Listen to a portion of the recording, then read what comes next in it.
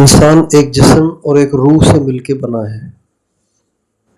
جسم تو انسان کا یہیں کا ہے، مٹی سے بنا ہے، غذاؤں سے بنا ہے، نطفے کی شکل میں، پھر نطفے سے لوتھڑے کی شکل میں، اور پھر اس سے ہڈی، پھر اس پہ گوشت۔ لیکن اس کے اندر جو روح ہے وہ اصل ہے۔ یہ جو ہمارے اندر احساسات ہیں، یہ اصل میں روح کے احساسات ہیں۔ جسم تو یوں سمجھیں گویا ایک لباس ہے۔ جیسے انسان کپڑے پہنتا ہے تو کپڑوں کا نام تو عبداللہ نہیں ہے، عبداللہ تو ان کپڑوں کے اندر جو انسان ہے اس کا نام ہے۔ اسی طرح عبداللہ اس جسم کا نام نہیں ہے، بلکہ عبداللہ اس جسم کے اندر جو روح کار فرما ہے، جو خوشی محسوس کرتی ہے، غم محسوس کرتی ہے، اور سکون محسوس کرتی ہے، بے سکونی محسوس کرتی ہے، وہ روح اصل ہے۔ جسم اس کے ظاہر کرنے کا ایک ذریعہ ہے۔ جیسے ایک کلر ہوتا ہے نا، کلر، تو کلر ویسے ظاہر نہیں ہو سکتا، آپ اس کو دیوار پہ لگائیں گے تو ظاہر ہو جائے گا۔ ویسے فضا میں تو کلر نظر نہیں آئے گا آپ کو۔ ایسے ہی ہوا آپ کو نظر نہیں آئے گی، لیکن غبارے میں ڈالیں گے تو محسوس ہوگی کہ ہوا ہے۔ اسی طرح ہم اصل میں روح ہیں، اور اس روح کے لیے بطور ظرف کے اور بطور لباس کے اللہ تعالیٰ نے یہ جسم دے دیا ہے۔ تو جسم کی اتنی حقیقت نہیں ہے، اصل تو روح ہے۔ پھر روح اوپر سے آئی ہے، روح یہاں کی چیز نہیں ہے، روح اوپر سے آئی ہے، اور اس کو حکم ہے کہ یہاں پہ رہ کر بھی اوپر اپنا رابطہ قائم رکھے تاکہ اللہ تعالیٰ کی اطاعت آسان ہو۔ جو بچے باہر ملکوں میں کمانے جاتے ہیں، اگر ان کا اپنی ماں اپنے باپ کے ساتھ رابطہ رہتا ہے تو پھر وہ ان کے لیے کماتے رہتے ہیں۔ جب ان کا ان سے رابطہ ختم ہو جاتا ہے تو پھر وہ ان کے لیے نہیں کماتے ہیں، پھر وہ اپنے لیے کمانا شروع کر دیتے ہیں، وہیں شادیاں کر لیتے ہیں، وہیں سب کچھ بنا لیتے ہیں، ماں باپ کو بھول جاتے ہیں۔ تو اللہ تعالیٰ نے انسان کو دنیا میں بھیجا ہے اطاعت کے لیے، اور یہ اطاعت تبھی ہوگی جب اس کا اوپر رابطہ رہے۔ اللہ سے رابطہ رہے گا تو اللہ کی ماننا آسان ہوگا، اللہ سے رابطہ ہی ختم ہو جائے گا تو پھر اس کا اللہ سے رابطہ جب نہیں رہے گا تو اللہ کی اطاعت بھی مشکل ہو جائے گی۔ اللہ تعالیٰ سے اس روح کا رابطہ رکھنے کے لیے راستہ تو یہ تھا کہ اللہ بھی یہاں ہوتا، ہم اللہ سے ملتے رہتے، اللہ کو دیکھتے رہتے، تو اللہ سے رابطہ قائم ہوتا۔ جیسے باہر کمانے کے لیے گیا ہوا بچہ روزانہ ماں باپ سے ویڈیو پہ بات کرتا ہے، ویڈیو کال پہ بات کرتا ہے، اس کا رابطہ رہتا ہے۔ یا اپنے ماں باپ کو پہلے زمانے میں فون کرتے تھے پی ٹی سی ایل سے، یا اس سے بھی پہلے خطوط لکھتے تھے تو رابطہ رہتا تھا۔ اب اللہ کو خط بھی نہیں لکھ سکتے، فون بھی نہیں کر سکتے، ویڈیو کال پہ بات بھی نہیں کر سکتے، اب اللہ سے رابطہ کیسے قائم رہے؟ تو اللہ تعالیٰ نے، چونکہ اللہ کی ذات اتنی بڑی ہے، اتنی بڑی ہے کہ اللہ تعالیٰ کو دیکھا نہیں جا سکتا، اللہ سے ملا نہیں جا سکتا، اللہ سے بات نہیں کی جا سکتی، اللہ اتنے بڑے ہیں۔ اس لیے اللہ تعالیٰ نے اپنی خاص تجلی اس دنیا میں ڈالی، اپنی خاص تجلی اس دنیا میں ڈالی، اور انسانوں کو حکم کیا کہ اس تجلی کے ساتھ اپنا رابطہ قائم کرو تو تمہارا مجھ سے رابطہ قائم ہو جائے گا۔ تو وہ جو تجلی ہے، وہ جو تجلی ہے، اللہ تعالیٰ کا جو نور ہے، تجلی ہے، وہ گویا اللہ کا قائم مقام ہے، وہ گویا اللہ کی نشانی ہے۔ جیسے کسی سے کہتے ہیں نا، آپ سے بڑا تعلق ہو گیا ہے تو آپ اپنی کوئی نشانی دے دیں نا تاکہ اس کو دیکھ کے آپ کو یاد کریں۔ تو نشانی سے انسان نشانی دینے والے کو یاد کرتا ہے۔ تو اللہ تعالیٰ نے اپنی ذات سے رابطہ قائم رکھنے کے لیے دنیا میں دو چیزیں بنائی ہیں، دو چیزیں اللہ تعالیٰ نے بنائی ہیں، دو چیزیں بھیجی ہیں، بنائی نہیں، دو چیزیں بھیجی ہیں اللہ تعالیٰ نے بندیوں کے اللہ تعالیٰ سے رابطہ قائم رہنے کے لیے۔ ان میں سے ایک بیت اللہ ہے اور ایک اللہ کا کلام ہے۔ بیت اللہ بظاہر تو پتھروں کا بنا ہوا ایک گھر ہے، اس کے ذریعے سے اللہ سے رابطہ کیسے قائم ہوگا؟ تو بات یہ ہے کہ یہ جو پتھروں کا بنا ہوا گھر ہے، یہ تو اصل میں ایک باؤنڈری ہے۔ باؤنڈری کیوں بنائی جاتی ہے؟ باؤنڈری بنائی جاتی ہے کہ ان حدود کے اندر ساری میری ملکیت ہے، اس لیے باؤنڈری بنائی جاتی ہے کہ بھئی یہ جو دیوار ہے نا، اس دیوار کے اندر میری ملکیت ہے، باہر اوروں کی ہے۔ تو یہ جو بیت اللہ کی چار دیواری ہے، اصل میں یہ باؤنڈری ہے، اور اس باؤنڈری کے اندر اللہ پاک کی وہ تجلی ہے جو عرش سے سیدھی یہاں اتر رہی ہے۔ وہ ایک نور کا ستون ہے، جو عرش سے اس بیت اللہ کی جگہ تک قائم ہے، ایک پلر ہے، نور کا ایک بڑا ستون ہے۔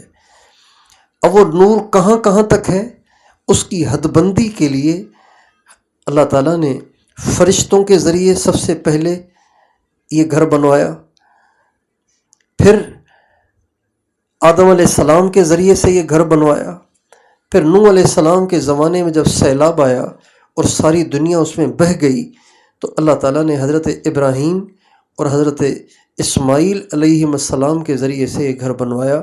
ابھی جو ہمارے سامنے یہ بیت اللہ ہے، یہ حضرت ابراہیم اور حضرت اسماعیل کا بنا ہوا ہے وہی، حدود وہی ہیں، باؤنڈری وہی ہے، جو بارڈر ہیں وہ وہی ہیں، لیکن صرف اس کی بنیادوں کو اوپر تک اٹھا کے دیواروں کی شکل دینے والے یہ حضرت ابراہیم علیہ السلام ہیں اور حضرت اسماعیل علیہ السلام ہیں۔ چنانچہ اللہ تعالیٰ نے جب حضرت ابراہیم علیہ السلام اور حضرت اسماعیل علیہ السلام کے بیت اللہ کو بنانے کا تذکرہ کیا تو یہ نہیں فرمایا وَإِذْ بَنَا، جب بنایا حضرت ابراہیم نے اور حضرت اسماعیل نے، یہ نہیں فرمایا، بلکہ فرمایا وَإِذْ يَرْفَعُ إِبْرَاهِيمُ الْقَوَاعِدَ مِنَ الْبَيْتِ وَإِسْمَاعِيل، جب حضرت ابراہیم اور حضرت اسماعیل بیت اللہ کی جو پہلے سے بنیادیں موجود تھیں ان کو اوپر اٹھا رہے تھے۔ تو یہ بیت اللہ کی جو اس وقت دیواریں ہیں، یہ انہی بنیادوں پر ہیں جو بنیادیں فرشتوں نے ڈالی تھیں، پھر حضرت آدم علیہ السلام نے ان کو بنایا، پھر اس کے بعد حضرت ابراہیم علیہ السلام نے ان کو اٹھایا، اس لیے کہ سیلاب سے وہ گھر بہہ گیا تھا۔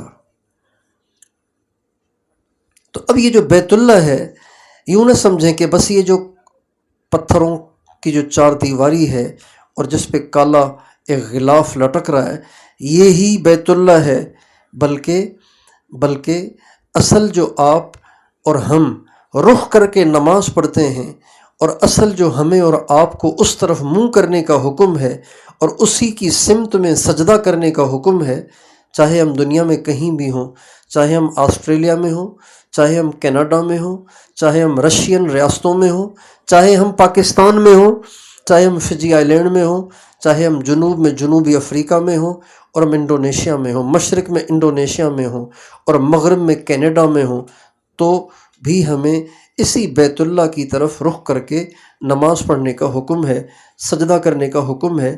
تو یہ جو ہم سجدہ کرتے ہیں نا، یہ ان دیواروں کی طرف نہیں کرتے ہیں، بلکہ ان دیواروں میں جو اللہ کا ایک نور ہے، جو ستون ہے، جو عرش تک جاتا ہے، اس کی طرف ہم سجدہ کرتے ہیں۔ چنانچہ آپ علیہ السلام کا ارشاد ہے کہ یہ جو حجر اسود ہے، یہ ایسے ہے جیسے گویا اللہ کا دایاں ہاتھ۔ یہ جو حجر اسود کو ہم بوسہ دیتے ہیں نا، بوسہ دینے کا کیوں حکم ہے؟ بیت اللہ اتنا بڑا، کہیں بھی بوسہ دینے کا حکم نہیں ہے، حجر اسود پہ بوسہ دینے کا حکم ہے۔ کیوں؟ اس لیے کہ حجر اسود ایسے ہے جیسے اللہ کا دایاں ہاتھ. جس نے حجر اسود کا بوسہ لیا اس نے گویا اللہ کے دائیں ہاتھ کو بوسہ دیا. تو جتنی بیت اللہ سے محبت ہوگی اتنا اللہ سے رابطہ مضبوط ہوگا. اور دوسری چیز قرآن مجید ہے. قرآن مجید بھی اللہ کا نور ہے. یہ جو کتاب ہے نا ہمارے سامنے، کتاب کاغذ اور اس پہ لکھے ہوئے حروف، یہ نہیں، وہ جو کلام ہے نا، کلام جس کی کوئی شکل نہیں ہے، وہ ایک نور ہے. جب آدمی وہ پڑھتا ہے تو وہ نور اس کے اندر میں جاتا ہے. تو اللہ تعالیٰ سے رابطے کو مضبوط کرنے کے لیے اور اللہ تعالیٰ سے تعلق کو مضبوط کرنے کے لیے جو سب سے بڑا ذریعہ ہے، یا تو بیت اللہ شریف ہے یا قرآن مجید ہے. یہ دونوں، ان دونوں کا تعلق براہ راست اللہ کی ذات کے ساتھ ہے. ان دونوں کا تعلق براہ راست کس کے ساتھ ہے؟ اللہ کی ذات کے ساتھ. اور اللہ تعالیٰ نے اس بیت اللہ کو بڑی عظمت دی ہے، بڑی عظمت دی ہے. ان اول بیت وضع للناس للذی ببکۃ مبارکا وہدی للعالمین. اللہ تعالیٰ فرماتے ہیں دنیا میں سب سے پہلا گھر جو بنایا گیا ہے، اس پوری روئے زمین پہ سب سے پہلا گھر جو بنایا گیا ہے وہ یہ بیت اللہ ہے. اس دنیا میں سب سے پہلا گھر کون سا بنایا گیا؟ بیت اللہ. سب سے پہلا گھر. پوری زمین مٹی ہی مٹی، پہاڑ ہی پہاڑ، کوئی یہاں پہ عمارت نہیں تھی. سب سے پہلی جو عمارت بنائی گئی ہے یہاں پہ وہ یہ بیت اللہ ہے. اور آپ میپ کے ذریعے سے چیک کریں گے تو اللہ تعالیٰ نے اس بیت اللہ کو پوری روئے زمین کے بالکل سینٹر میں بنایا ہے. آپ کی توجہ یہاں ہونی چاہیے، آنے جانے والے آتے جاتے رہیں گے. بیت اللہ شریف جو بنا ہوا ہے یہ پوری روئے زمین کے بالکل، بولیے، بالکل سینٹر میں ہے. بالکل سینٹر میں، یعنی 1 میٹر بھی آگے پیچھے نہیں ہے. دائیں طرف یعنی جنوب کی طرف اور شمال کی طرف اور مشرق کی طرف اور مغرب کی طرف، چاروں طرف جو فاصلہ ہے نا بالکل ایک جتنا ہے. اور یہ اللہ تعالیٰ نے اپنا گھر اور اپنا نور اور اپنی تجلی جو یہاں ڈالی ہے نا، وہ اس لیے ڈالی ہے تاکہ ساری دنیا میں بسنے والے مرد اور عورتیں ایک جتنا فائدہ سب اٹھا سکیں. اور چونکہ نبی کریم صلی اللہ علیہ وسلم کو اللہ تعالیٰ نے دنیا کے تمام انسانوں کے لیے بھیجا، کسی ایک علاقے کے لیے، کسی ایک شہر کے لیے، کسی ایک قوم کے لیے، کسی ایک زمانے کے لیے نہیں بھیجا، بلکہ پوری دنیا کے تمام انسانوں کے لیے بھیجا. تو اللہ تعالیٰ نے اپنے سب سے پیارے نبی پیغمبر کو بھی یہیں پیدا کیا تاکہ ان کا فیض چاروں طرف یکساں جائے. کوئی یہ نہ کہے کہ یہ میرے قریب ہیں، یہ مجھ سے دور ہیں. جیسے ماں بیچ میں سوتی ہے نا، دائیں بھی بچوں کو سلاتی ہے، بائیں بھی بچوں کو سلاتی ہے، تاکہ کوئی بچہ یہ نہ کہے کہ ان کو پاس سلاتی ہے، مجھے نہیں سلاتی، مجھ سے دور ہوتی ہے، اس کو قریب کرتی ہے. اللہ تعالیٰ نے پوری دنیا کے بیچ میں اپنا گھر بنایا ہے. اور جب انسان گناہوں سے بچتا ہے اور تقوی پرہیزگاری کی زندگی گزارتا ہے تو اللہ تعالیٰ پھر اس کو بیت اللہ، جو اصل بیت اللہ ہے نا، جو اصل نور ہے، جس کی حد بندی کے لیے یہ 4 دیواری بنائی گئی ہے، اللہ تعالیٰ اپنے نیک بندوں کو وہ بھی دکھاتے ہیں، وہ نور دکھاتے ہیں جو عرش تک جا رہا ہوتا ہے. اور اس میں ایک جلال ہوتا ہے، یعنی یوں سمجھیں گویا جس نے وہ دیکھا اس نے اللہ کے نور کو دیکھا. اس لیے آپ محسوس کریں گے کہ جب ہم بیت اللہ شریف میں جاتے ہیں تو ہم پہ ایک ہیبت سی طاری ہو جاتی ہے. ہر آدمی محسوس کرتا ہے، ہر آدمی محسوس کرتا ہے ہیبت سی. اور اس ہیبت میں خوف نہیں ہوتا، سکون ہوتا ہے. اور بیت اللہ کے دیدار میں اور بیت اللہ کی زیارت میں، بیت اللہ کو دیکھنے اور تکنے میں جو انسان کو قلبی سکون ملتا ہے، وہ اس لیے ملتا ہے کہ انسان اصل میں روح کا نام ہے، اور روح آئی وہاں سے جہاں سے یہ نور آیا ہوا ہے. جیسے کوئی پاکستان چلا جائے نا، اوپر آ جائیں، اوپر آ جائیں، اوپر آ جائیں.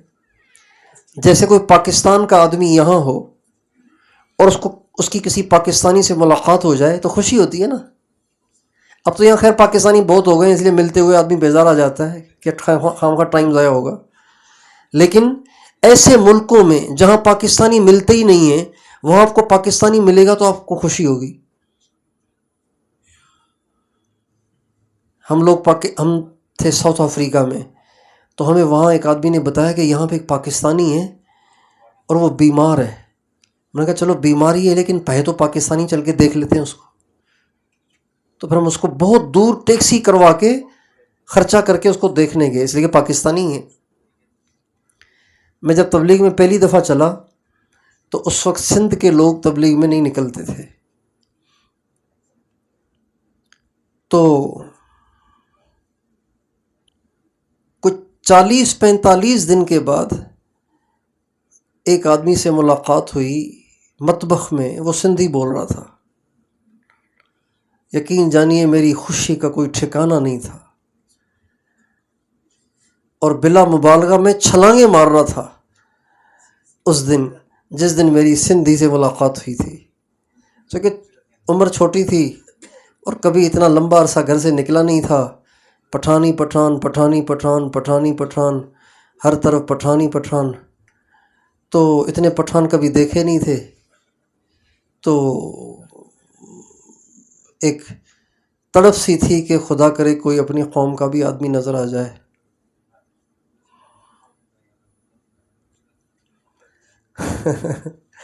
ہمارا ایک سندھی ساتھی نکلا جماعت میں، سیدھا سادہ. تو اس کی تشکیل ہوئی بنو. یہ تو قریب کی بات ہے، کوئی میرے خیال میں 2015-16 کی بات ہے. اس کی تشکیل ہوئی بنو. تو اس بیچارے کو اردو آتی نہیں تھی. تو تشکیل کا آخری دن تھا، فجر کا بیان اس کا طے کیا. ساتھی نے کہا ذرا وہ مذاق رہے گا، الٹی سیدھی جب اردو بولے گا تو ساتھی ذرا خوش ہوں گے، آخری دن ہے. اس نے بیان کیا. مجمع سارا مقامی پٹھان بیٹھے ہوئے تھے.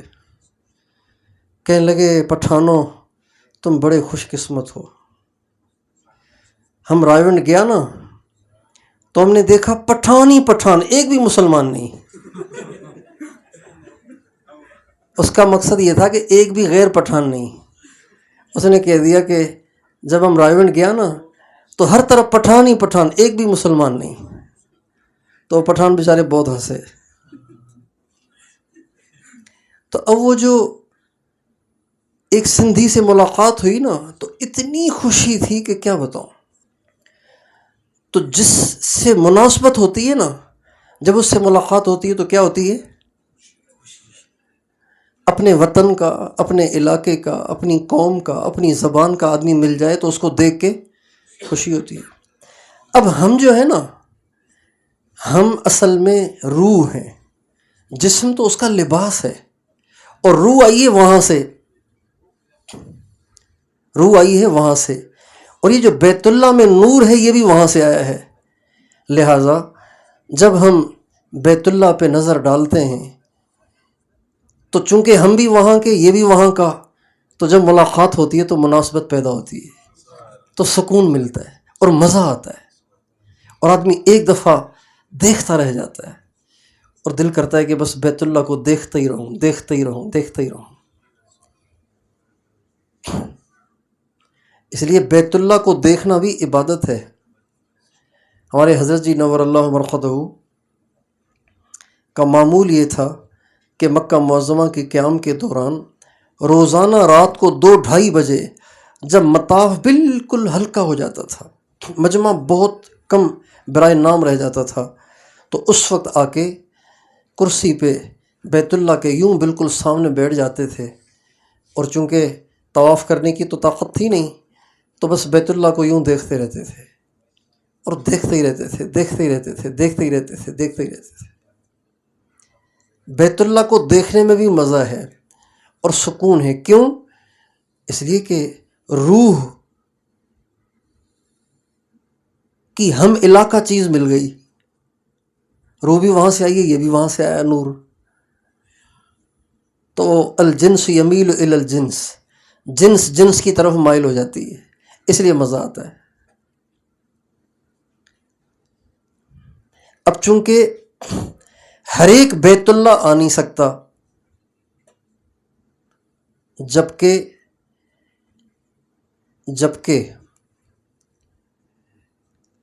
اللہ تعالیٰ کے نور سے مناسبت پیدا کرنا ضروری ہے اللہ تعالیٰ کی اطاعت کا جذبہ پیدا کرنے کے لیے۔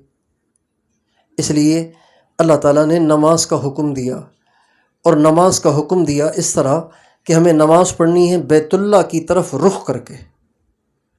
جب ہم بیت اللہ کی طرف رخ کرتے ہیں، اللہ اکبر کہہ کے کھڑے ہو جاتے ہیں، تو بھی ایک طریقے کا، ایک قسم کا بیت اللہ کے اس نور کے ساتھ، جہاں یہ چار دیواری بنی ہوئی ہے، جس نور کی حد بندی کے لیے چار دیواری بنی ہوئی ہے، جب ہم اس کی طرف منہ کر کے نماز پڑھتے ہیں تو ایک قسم کا اس سے بھی رابطہ قائم ہو جاتا ہے، اور اطاعت الہی کی ہمت اور اس کا جذبہ پیدا ہو جاتا ہے۔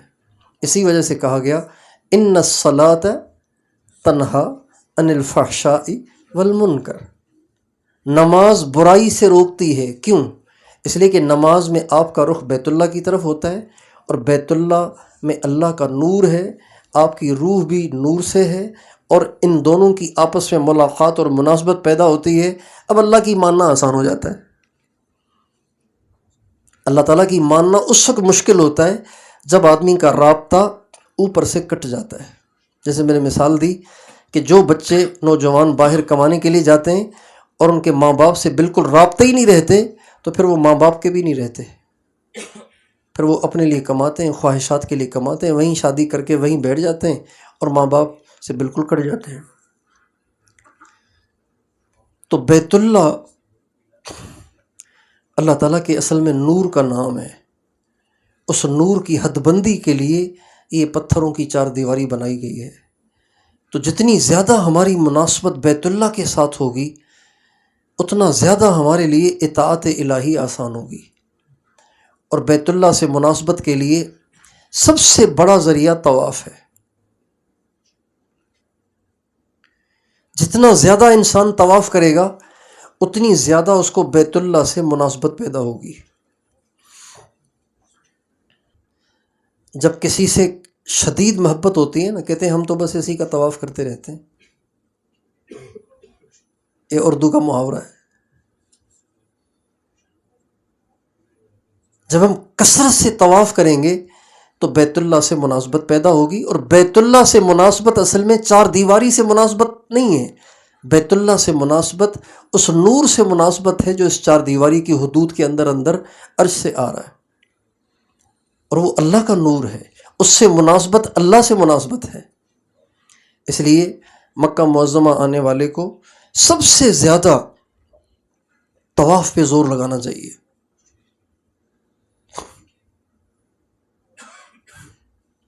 اور طواف کا جو اجر ہے وہ بقدر مشقت ہے۔ المعونۃ علی قدر المعونۃ، جتنی انسان مشقت اٹھائے گا اتنا اجر ملے گا۔ بہت سارے طواف ایسے ہیں کہ جو کئی طواف ہیں، لیکن کسی ایک کے ایک طواف کو بھی نہیں پہنچ سکتے، اس لیے کہ اس نے مشقت زیادہ اٹھائی، اس نے کم اٹھائی۔ اب آج کل چونکہ رش زیادہ ہے اور نیچے بھی نہیں جا پاتے، اوپر کرنا پڑتا ہے، تو وہ جو اوپر والا طواف ہے نا، اس کا اجر چھوٹے طوافوں سے زیادہ ہے۔ یہ مشقت بیکار نہیں ہے، یہ جو اوپر طواف کرنے کی وجہ سے ہم پہ مشقت آتی ہے، یہ بیکار نہیں ہے کہ یار کہاں پھنسا دیا سعودی حکومت والوں نے۔ چھوڑیں تاکہ ہم زیادہ طواف کر لیں، ہم تو 20 طواف بھی کر سکتے ہیں 24 گھنٹے میں، انہوں نے ہمیں اوپر لگا دیا، جبکہ ہم مشکل سے 2 طواف کر پاتے ہیں۔ نہیں، یہ جو 2 طواف ہیں نا، وہ نیچے والے طواف 10-12 طواف سے زیادہ بھاری ہیں، اس لیے کہ مشقت اس میں زیادہ ہے۔ اس لیے اگر طواف لمبا ہو گیا ہے، طواف مشکل ہو گیا ہے، تو اس سے ہمیں بددل نہیں ہونا چاہیے، بلکہ ہمیں اپنے اجر کے بڑھنے اور قبولیت کے بڑھنے کا استحضار رکھنا چاہیے۔ مشقت کے بڑھنے کی وجہ سے اللہ کا قرب بڑھ جاتا ہے، تکلیف کے بڑھنے کی وجہ سے اللہ کا قرب بڑھ جاتا ہے۔ والذین جاہدوا فینا لنہدینہم سبلنا، جو قربانیاں کرتے ہیں نا ہماری خاطر، ہم ان کو ضرور بضرور اپنی راہیں سجھاتے ہیں۔ اپنی راہوں سے کیا مراد؟ قرب کی راہیں۔ اگرچہ نفسیاتی طور پر نیچے طواف کرنے کا جو مزہ ہے وہ اوپر نہیں ہے، نیچے محسوس ہوتا ہے کہ بیت اللہ کے گرد گھوم رہا ہوں، اور اوپر ایسے محسوس ہوتا ہے جیسے پتہ نہیں کہاں جا رہا ہوں۔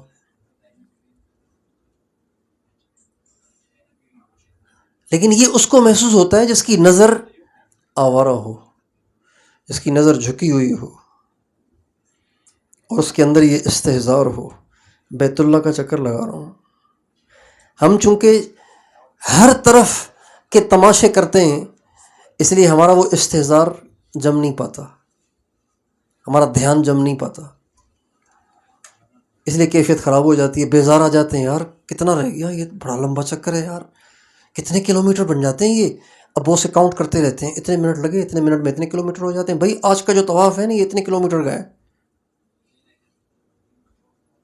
یہ ساری بیزاری والی کیفیت اس لیے بنتی ہے، اس لیے کہ ہمارے دماغوں میں بیت اللہ کی عظمت کا استحضار نہیں ہوتا۔ ہم ہر طرف، یہ جو آنکھیں ہیں نا، یہ جو آنکھیں ہیں، یہ انسان کی آنکھیں چشمے نہیں ہیں، یہ کیمرے ہیں۔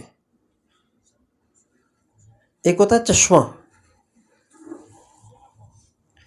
ایک ہوتا ہے کیمرہ، یہ چشمہ ہے۔ اب اس میں سے مجھے کچھ نظر آ رہا ہے، لیکن جو نظر آ رہا ہے وہ اس میں فیڈ نہیں ہو جاتا۔ ہٹا لیا، اب بھی اس میں نبیل کی تصویر چھپی ہوئی ہے، ایسے نہیں ہے۔ جب تک دیکھ رہے ہیں، ہٹا لیا تو ختم۔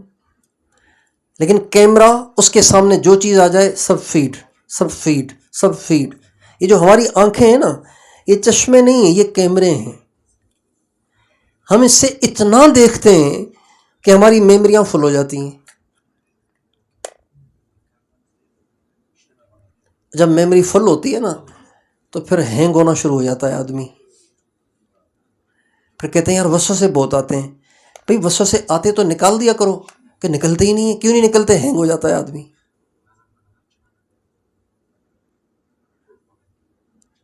یہ جو انسان کا دماغ ہینگ ہو جاتا ہے نا، وہ اس لیے کہ میموری بھری ہوئی ہے۔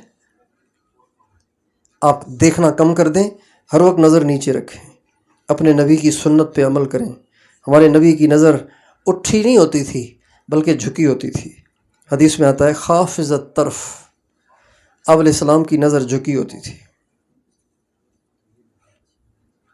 جنت کی حوروں کی بھی صفت اللہ نے یہی بیان کی ہے، قاصرات الطرف، ان کی نگاہیں جھکی ہوں گی، اٹھی ہوئی نہیں ہوں گی۔ اور ہمارے نبی کے بارے میں صحابہ کہتے ہیں کہ حضور تو اتنے شرمیلے تھے، ایسے آپ کی نظریں جھکی ہوتی تھی جیسے کوئی کنواری لڑکی ہوتی، بلکہ اس سے زیادہ اشد حیاء من العذراء فی خدرہا، کنواری لڑکی سے زیادہ آپ شرمیلے تھے۔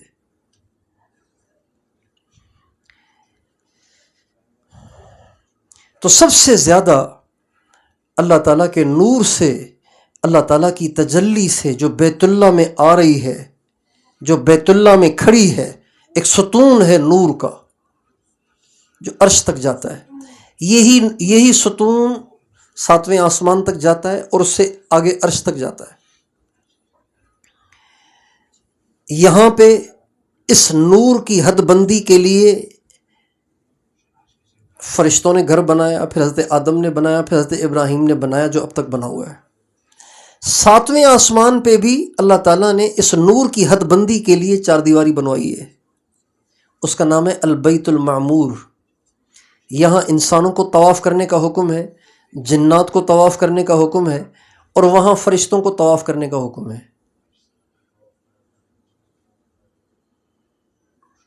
چونکہ اس بیت اللہ کے اصل متولی حضرت ابراہیم تھے، تو جب وہ دنیا سے گئے تو اللہ تعالیٰ نے ان کو بیت معمور کا بھی متولی بنا دیا۔ اب وہ سارا دن بیت معمور کے پاس بیٹھے ہوتے ہیں 7ویں آسمان پہ۔ ہمارے نبی جب معراج کی رات کو آسمانوں پہ گئے تو پہلے آسمان پہ حضرت آدم علیہ السلام سے، دوسرے آسمان پہ حضرت عیسیٰ حضرت یحییٰ علیہ السلام سے، تیسرے پہ حضرت یوسف علیہ السلام سے، چوتھے پہ حضرت ادریس علیہ السلام سے، پانچویں پہ حضرت ہارون علیہ السلام سے، چھٹے پہ حضرت موسیٰ علیہ السلام سے، ساتویں پہ حضرت ابراہیم علیہ السلام سے ملاقات ہوئی۔ اور کیسے ہوئی کہ جب آپ 7ویں آسمان پہ پہنچے تو دیکھا ایک بڑا اللہ کا گھر ہے، اور اس بیت اللہ کے پاس ایک بڑے میاں، بڑی ان کی داڑھی ہے، سفید داڑھی بڑی، وہ اس اللہ کے گھر کے پاس یوں بیٹھے ہوئے ہیں، یوں گھٹنوں کو بازوؤں سے باندھ کے، یوں،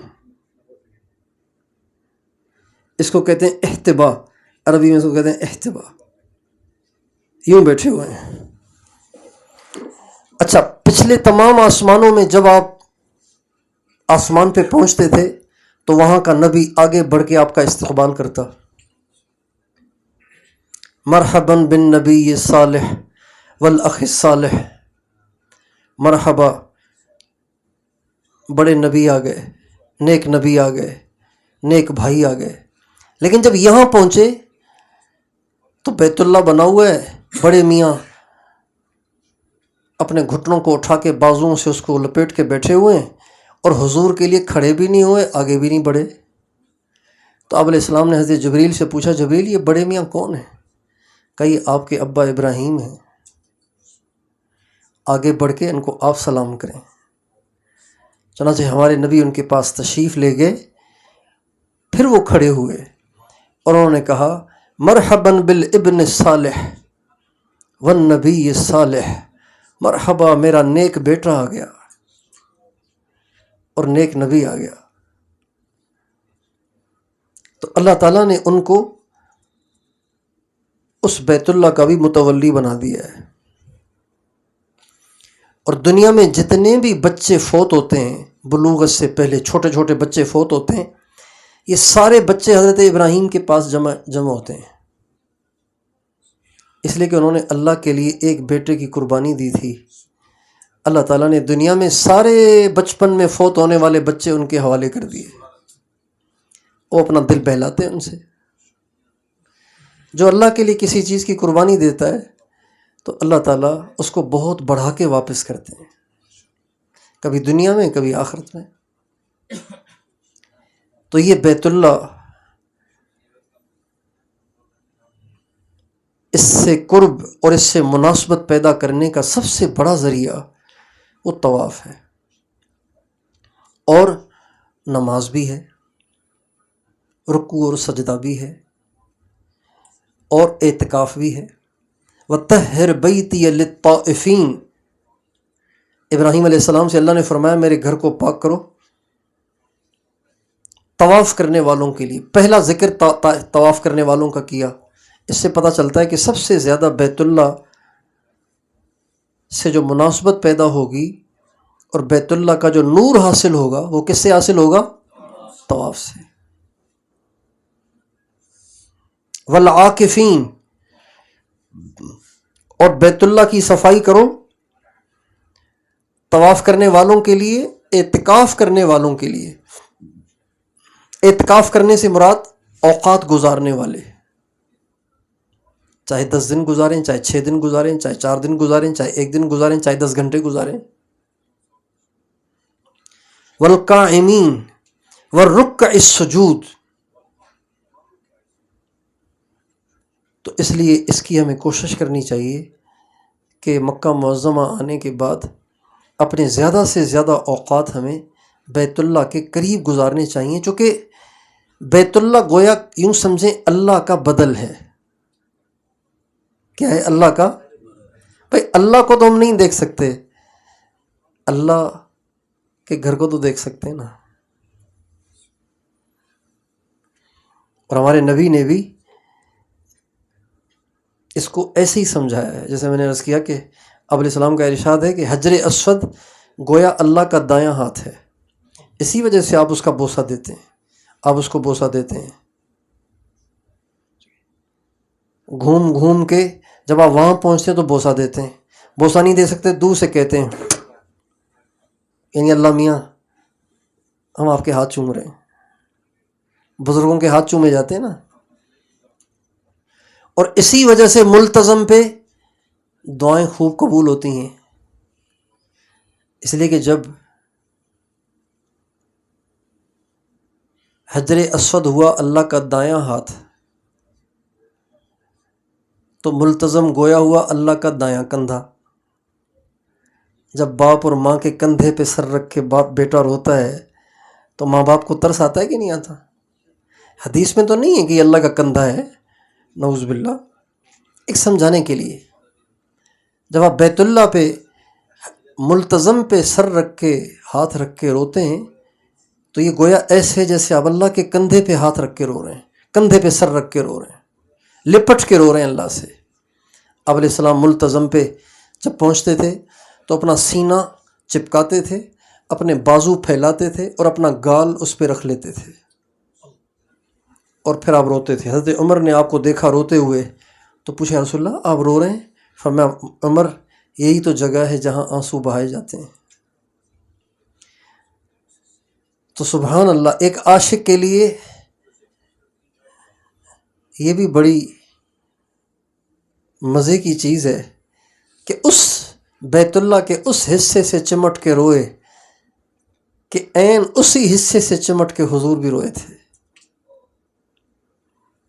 حضرت عمر رضی اللہ تعالیٰ عنہ جب حجر اسود کو بوسہ دیتے تھے تو حضرت عمر کہتے تھے اے حجر اسود انی اعلم انک حجر لا تنفع ولا تضر، مجھے پتہ ہے تو پتھر ہے، تیرے ہاتھ میں کچھ نہیں ہے، مگر میں نے حضور کو دیکھا تھا، حضور تجھے بوسہ دیتے تھے اس لیے میں بھی دیتا ہوں۔ حضور کو نہ دیکھا ہوتا تو میں بھی نہ دیتا۔ تو اللہ تعالیٰ نے ہمیں مکہ معظمہ پہنچایا ہے، کوشش کریں کہ ہم زیادہ سے زیادہ اوقات کو حرم شریف میں گزاریں، بیت اللہ کے قریب گزاریں، بار بار دیکھیں بیت اللہ کو۔ اللہ کو نہیں دیکھا تو اللہ کے نور کو تو دیکھیں۔ اللہ کا نور نظر نہیں آ رہا تو اللہ کا نور جن حدود کے اندر ہے اس کو تو دیکھیں، وہ بیت اللہ ہے نا جس پہ کالا غلاف لٹک رہا ہے، یہ حدود ہیں اس نور کی جو وہاں قائم ہے اللہ کا۔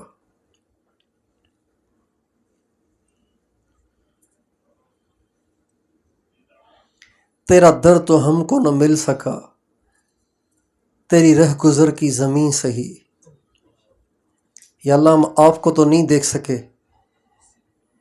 تو چلو آپ کے نور کو دیکھ لیں، اور اگر آپ کے نور کو بھی دیکھنے کی ہماری ناپاک آنکھوں میں صلاحیت نہیں ہے تو چلو وہ نور جن حدود کے اندر ہے ان باؤنڈریوں کو ہی دیکھ لیں ہم۔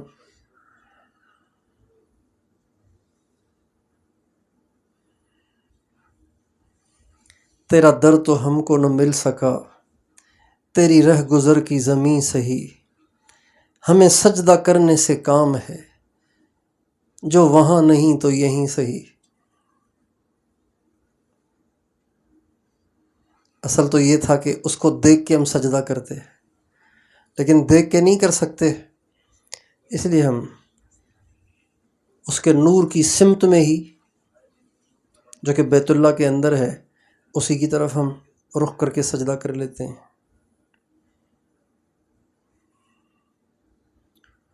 اللہ تعالیٰ سے دعا ہے کہ اللہ تعالیٰ ہمیں یہاں کی تمام فیوز و برکات عطا فرمائے۔ ایک دعا بعض اہل اللہ نے یہاں بڑی کثرت سے مانگی ہے، تو وہ دعا بڑی جامع ہے، ہم بھی اس کا اہتمام کریں۔ اے اللہ یہاں آ کر تو اپنے مقبول بندوں کو جو کچھ دیتا ہے نا فیوز و برکات، وہ پتہ نہیں کیا کیا ہیں جن کو ملتی ہیں انہیں کو پتہ ہوگا. تو یا اللہ آپ کو تو پتہ ہے کہ آپ ان کو کیا کیا دیتے ہیں، تو بلا استحقاق اپنی رحمت سے، اپنے کرم سے وہ مجھے بھی دے دے.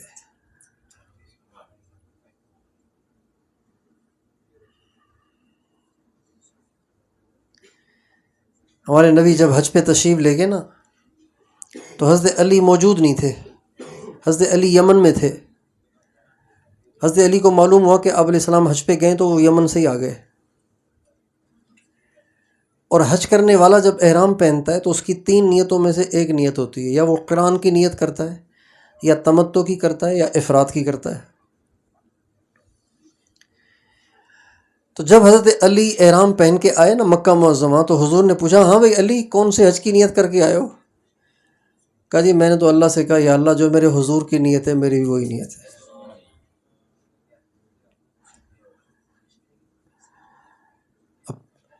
کو واٹس اپ کا دور تو تھا نہیں کہ پتہ چلے کہ جی گروپ میں آ گیا کہ بھئی حضور نے یہ نیت کی ہے لہٰذا سارے عاشق یہی نیت کریں.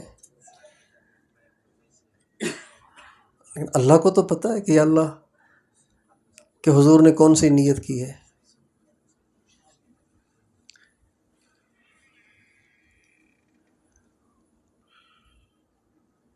یہ کس پہ کہا میں نے یہ بات؟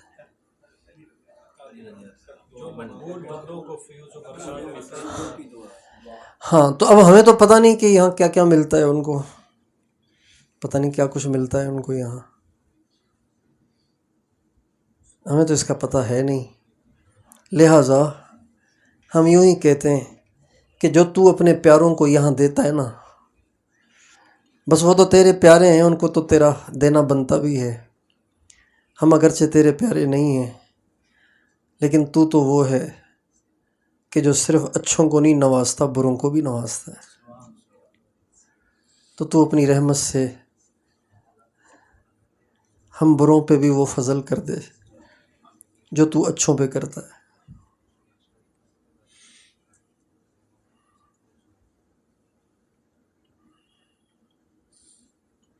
اس کی خوب دعائیں مانگیں، اور اگر اسی دعا کو آپ حضور کے الفاظ کا جامع پہنانا چاہیں تو بھی ممکن ہے. ہمارے نبی کی ایک دعا ہے، اللہم آتنی افضل ما تؤتی عبادک الصالحین. اے اللہ تو اپنے نیک بندوں کو جو کچھ دیتا ہے نا ان میں سے جو سب سے افضل چیز ہے نا وہ مجھے بھی دے دے. یہ ہمارے نبی نے پہلے ہی مانگ لیا ہے اللہ سے. تو ہم اس دعا کو یاد کر کے طواف میں، بیت اللہ میں، باہر اندر اس دعا کی کثرت کریں. اس بیت اللہ کا طواف حضرت جنید بغدادی نے بھی کیا ہے. اس کا طواف حضرت پیران پیر شیخ عبد القادر جیلانی نے بھی کیا ہے. حضرت بایزید بستامی نے بھی کیا ہے. حضرت خواجہ معین الدین اجمیری نے بھی کیا ہے، اور پتہ نہیں کن کن بڑے بزرگوں نے کیا ہے.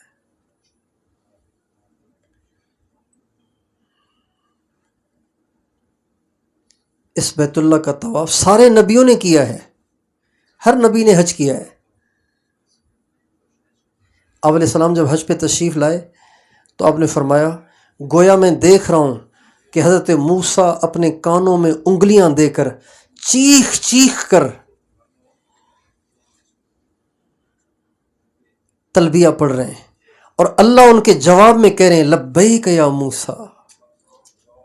موسیٰ علیہ السلام کہہ رہے ہیں لبیک یا اللہ میں حاضر ہوں، اور اللہ جواب میں کہہ رہے ہیں لبیک یا موسیٰ، موسیٰ میں بھی حاضر ہوں. تو لینے کے لیے حاضر ہے، میں دینے کے لیے حاضر ہوں.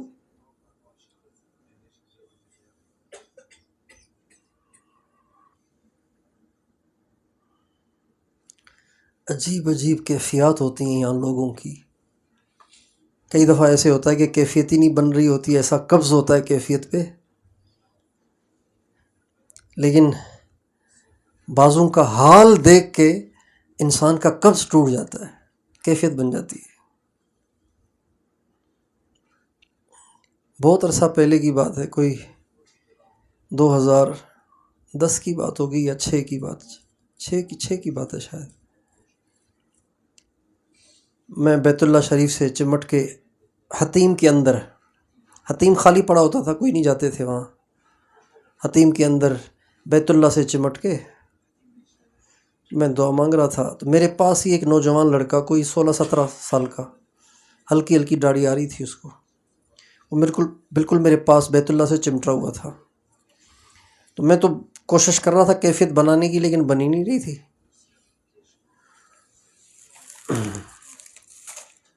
تو لیکن اس لڑکے کی عجیب کیفیت تھی.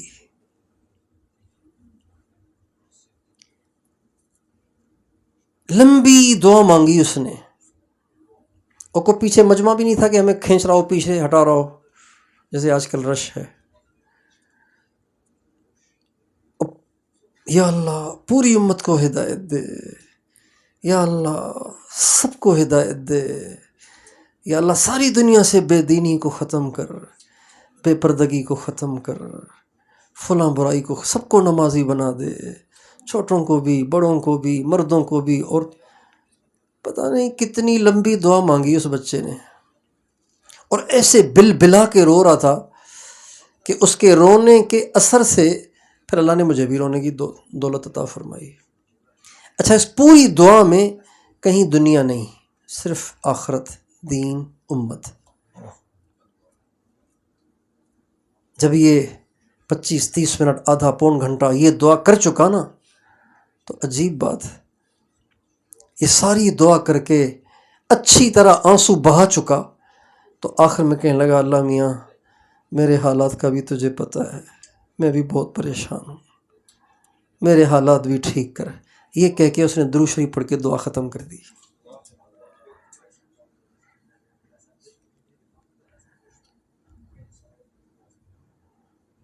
اپنی درخواست آخر میں پیش کی، اور وہ بھی اجمالی. دینے والا تو وہ ہے نا. آپ کیا سمجھتے ہیں کہ وہ اس کی پہلی دعائیں جلدی قبول کرے گا یا آخری والی؟ آخری والی جلدی قبول کرے گا نا، ظاہری بات ہے. اللہ کہے گا تجھے اتنا اوروں کا لگا ہوا ہے، آپ پہلے تیرا کام تو کر لوں.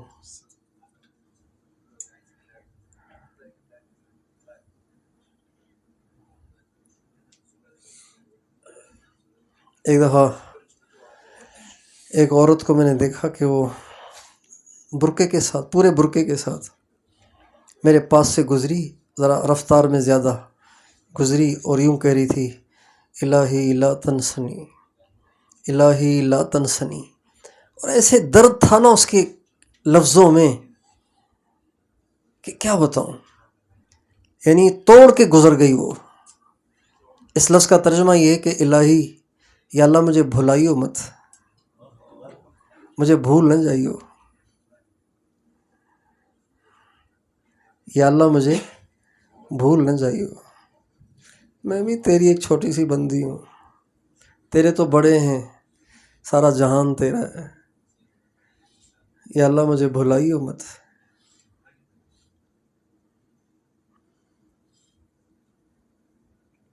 الہی تیری چوکھٹ پر بھکاری بن کے آیا ہوں.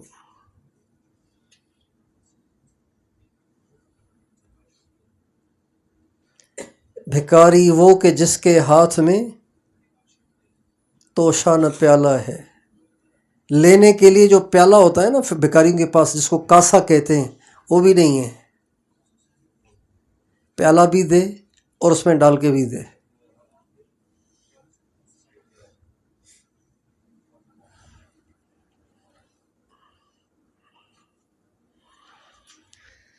ہائے، اللہ کا شکر ہے کہ ہم اس وقت بیت اللہ کے پاس ہیں.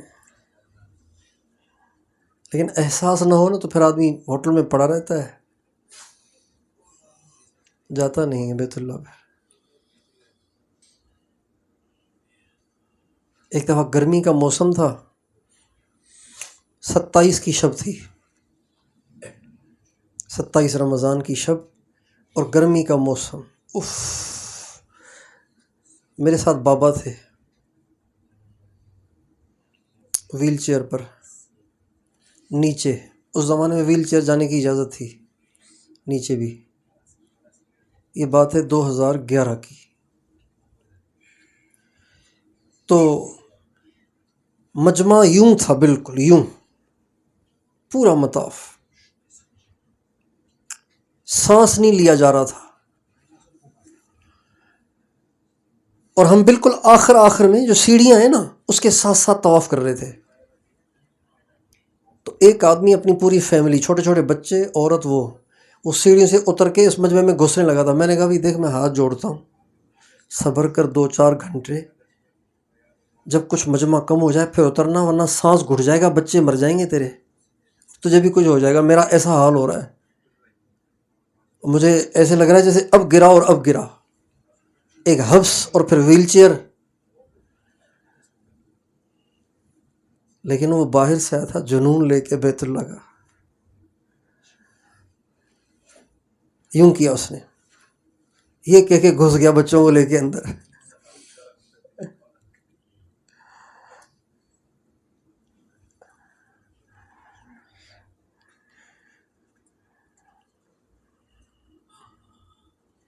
اللہ تعالی ہمیں بیت اللہ کے گرد گھومتے رہنے کا شوق دے دے.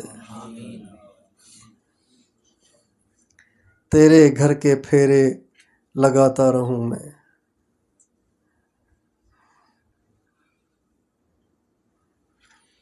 امر علی الدیار دیار لیلا، اقبل ذا الجدار وذا الجدارا، فما حب الدیار شغفن قلبی ولکن حب من سکن الدیارا. میں گلیوں کے چکر لگا رہا ہوں،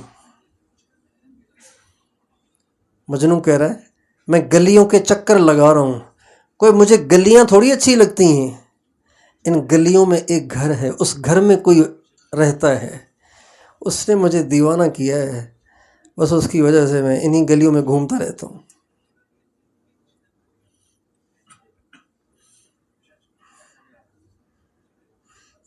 یہ شعر طواف پہ بالکل فٹ رہتا ہے. امر علی الدیار دیار لیلا، اقبل ذا الجدار وذا الجدارا، فما حب الدیار شغفن قلبی ولکن حب من سکن الدیارا.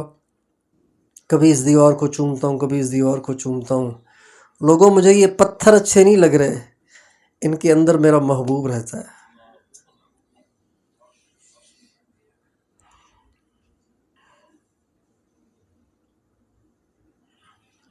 میری امی جب پہلی دفعہ آئیں، سیدھی سادھی دیہاتی عورت، نہ عالمہ نہ فاضلہ، نہ اسکول پڑھی ہوئی نہ مدرسہ. تو جب ہم احرام پہن کے صحن میں پہنچے نا، سفید صحن میں، یہ چھوٹا سا تھا. اب ہم داخل ہونے لگے نیچے سیڑھی اتر کے بیت اللہ کی طرف. میں نے کہا امی پتہ ہے کہاں جا رہے ہیں؟ کہا اللہ میاں کے پاس جا رہے ہیں نا، اللہ کو دیکھنے جا رہے ہیں. اس کو پتہ نہیں تھا کہ یہ تو بیت اللہ ہے، اللہ کو تو نہیں دیکھ سکتے، لیکن یہ اللہ کے پاس جا رہے ہیں نا، اللہ کو دیکھنے جا رہے ہیں نا.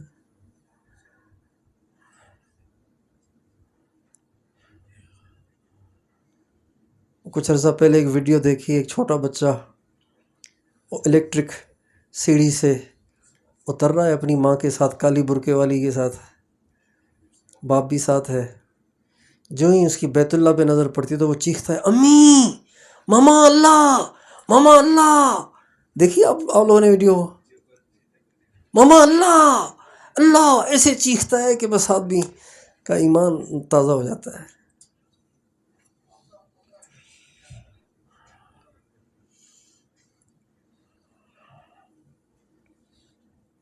اللہ تعالی ہمیں نئی ایام کی قدردانی عطا فرمائے، پل پل قیمتی بنانے کی توفیق دے. سوتے بھی رہیں گے، کھاتے بھی رہیں گے، بیت اللہ پھر ہاتھ نہیں آئے گا. بڑا سمندر ہے ہمارے بیچ میں اور ان بیت اللہ کے بیچ میں، بہت بڑا فاصلہ ہے.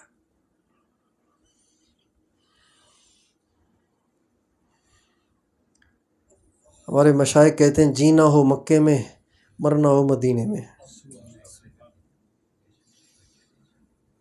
اللہ تعالیٰ نے ہمارے حضرت نور اللہ مرقدہ کو یہ سعادت دی کہ ان کی زندگی گزری مکے میں اور ان کی تدفین ہوئی مدینے میں۔ حضرت مولانا عبد الحفیظ مکی ثم مدنی، ساری زندگی مکے میں، قبر مدینے میں۔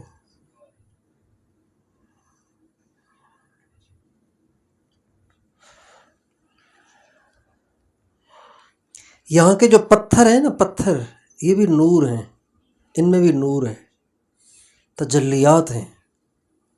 یہاں کی مٹی میں بھی نور ہے، اس لیے یہاں زیادہ بڑبڑ نہیں کرنی چاہیے، چپ رہنا چاہیے۔ زیادہ ہنسنا، زیادہ بولنا، تماشے کرنا، ہر دکان پہ گھس جانا، ہر دکان پہ چڑھنا، ایسے نہیں کرنا چاہیے۔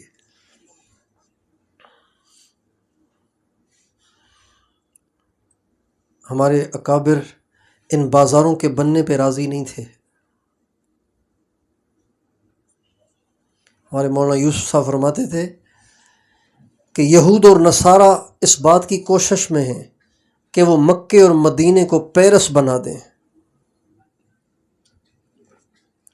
تم اس بات کی نیت کرو کہ تم نے پیرس کو بھی مکہ اور مدینہ بنانا ہے۔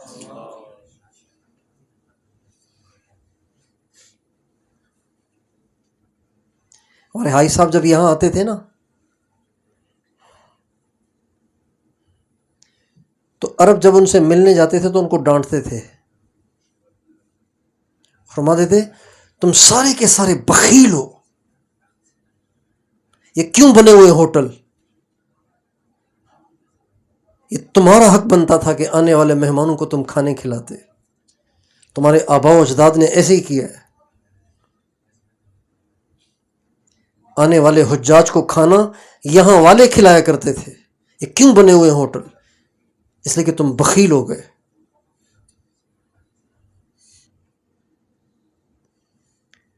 میں نے حاجی صاحب کو یہاں عجیب کیفیات میں دیکھا۔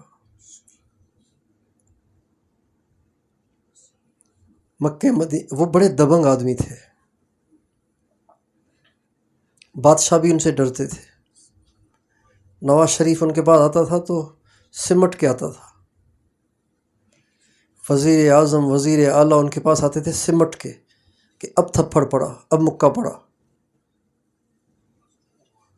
لیکن وہ خود یہاں آ کے چڑیا ہو جاتے تھے۔ جب وہ مسجد نبوی آتے تھے تو ایسے جیسے غبارے سے ہوا نکل جاتی ہے نا، اتنا سا ہو جاتا ہے، ایسے ایسے ہوتے تھے وہ۔ اور بیت اللہ میں بھی ایسے ہی۔ ایک دفعہ کسی بہت پیارے نے جاتے وقت عرض کی کہ آپ جا رہے ہیں حرمین شریفین تو دعاؤں میں یاد فرمائیں گے۔ کہ میرے من نے وہاں مجھے کوئی بھی یاد نہیں رہتا، وہاں مجھے اپنا بھی ہوش نہیں ہوتا، وہاں مجھے کوئی یاد نہیں ہوتا، مجھے اپنا بھی ہوش نہیں ہوتا وہاں۔ اور یہاں جب طواف کرتے تھے جیسے ہم گھستے ہیں نا، عورتوں میں مردوں میں گھستے ہیں، حاجی صاحب ایسے نہیں کرتے تھے، اکیلے تنے تنہا، بالکل آخر میں اکیلے اکیلے یوں گھوم رہے ہوتے تھے، کسی سے ٹکر نہیں، کسی سے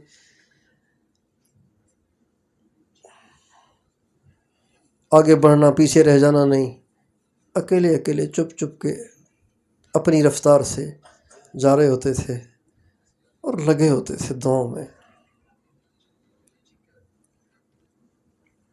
ہم تو ایسے جیسے وہ اوور ٹیک کے چکر میں ہوتے ہیں پورے طواف میں، ادھر گھسے ادھر نکلے، ادھر نکلے ادھر گھسے، ایسے جیسے موٹر وے کون پہلے پورا کرتا ہے کون بعد میں پورا کرتا ہے۔ حاجی صاحب ایسے نہیں کرتے تھے، اکیلے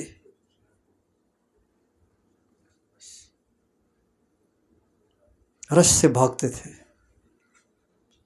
چونکہ رش سے نا یکسوئی ٹوٹ جاتی ہے، کیفیت ٹوٹ جاتی ہے۔ اور وقت بھی ایسا تجویز کرتے تھے کہ جس میں رش کم ہو، اور اس رش میں بھی ذرا کنارے پہ گھومتے رہتے تھے۔ حاجی صاحب فرمانے لگے، ایک دفعہ مولوی زبیر یعنی مولانا زبیر صاحب جو فوت ہو گئے، فرماتے وہ چھوٹا سا تھا، ہمارے ساتھ طواف کر رہا تھا، حاجی صاحب فرمانے لگے کہ لگے چلتے چلتے اس کو ٹھوکر لگی، تو میں نے کہا بھی دیکھ کے چلو نا، کہنے لگے جی دیکھ کے تو چل رہا ہوں بیت اللہ کو. ایسا حاضر جواب تھا وہ، دیکھ کے ہی تو چل رہا ہوں بیت اللہ کو.